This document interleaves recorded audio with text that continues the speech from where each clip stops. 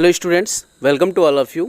इस वीडियो में हम स्टडी करेंगे जो क्लास 10th का पोएम नंबर 3 है अ टाइगर इन द जू, उसके सेंट्रल आइडिया का।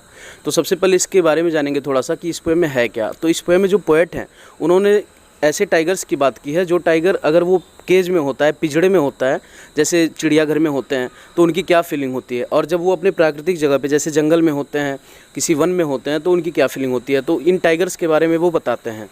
तो इसके टेक्स्ट की तरफ चलते हैं सेंट्रल आइडिया के। The poem a tiger in the zoo, जो पोएम है a tiger in the zoo by Leslie Norris, इसके जो पोएट हैं लेज़ली नॉरिस हैं।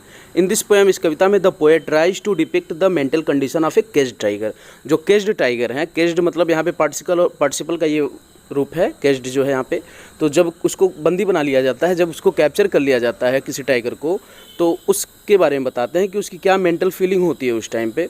He compares the life of a tiger in the जू, और वो जो है तुलना करते हैं कि जब जू में एक टाइगर होता है उसके जीवन का with its life in its natural habitat, और दूसरे किसी टाइगर को जब वो अपने ओपन प्लेस पे होता है, जब किसी वो फॉरेस्ट में होता है, उन दोनों की लाइफ में क्या कंपैरिजन होता है, क्या समानताएं होती हैं और क्या असमानताएं होती हैं, उसके बारे में जो है पोएट बात करते हैं।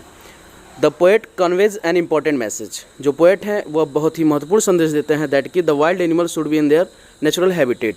मतलब जो है ह्यूमन बींग्स को कभी भी उनको कैप्चर नहीं करना चाहिए, उनको जो है जानवरों को, जो भी वाइल्ड एनिमल्स हैं, उनको अपने निश्चित स्थान पे होना चाहिए जो उनको प्राकृतिक रूप से जगह मिला हुआ है।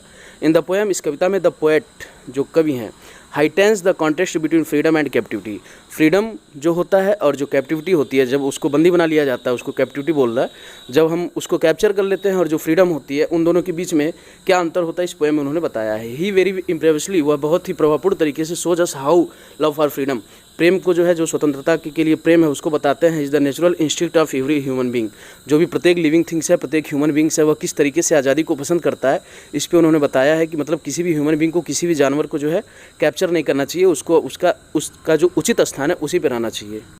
द पोएट एक्सप्लेन्स, कई एक्सप्लेन करते हैं what is life could be, उनका जीवन क्या होता if he had been a free animal, यदि वह भी एक स्वतंत्र जानवर होते तो शायद उनको ही बंदी बना लिया जाता। पोएट का कहने का ये मतलब है। The poet has tried to explain about the condition of animals, कवि जो है प्रयास किया है समझाने का उन जानवरों के बारे में दैट आर केज्ड, जो बंदी बना लिए जाते हैं बाय ह्यूमन बींग्स, मानवों के द्वारा, फॉर देयर ओन फन, अपने खुद के आनंद के लिए। मतलब जो है जब चिड़ियाघर में बंद कर लिया जाता है तो लोग उसको देखने जाते हैं, तो ये जो है ह्यूमन बींग्स अपने फन के लिए ही तो करता है। द पोएट सेज, कई बताते हैं दैट कि if the tiger was free, यदि यह टाइगर स्वतंत्र होता, he would have hid himself, वह स्वयं को जो है छिपा लिया होता, बिहाइंड द लॉन्ग ग्रास, लंबे लंबे घासों के पीछे, नियर द वाटर, पानियों के पीछे, सरोवर के पीछे, bodies, so that he could easily catch a deer, जिससे वो जो है एक डियर को पकड़ लेता है in order to have its food, अपने खुद के भोजन के लिए।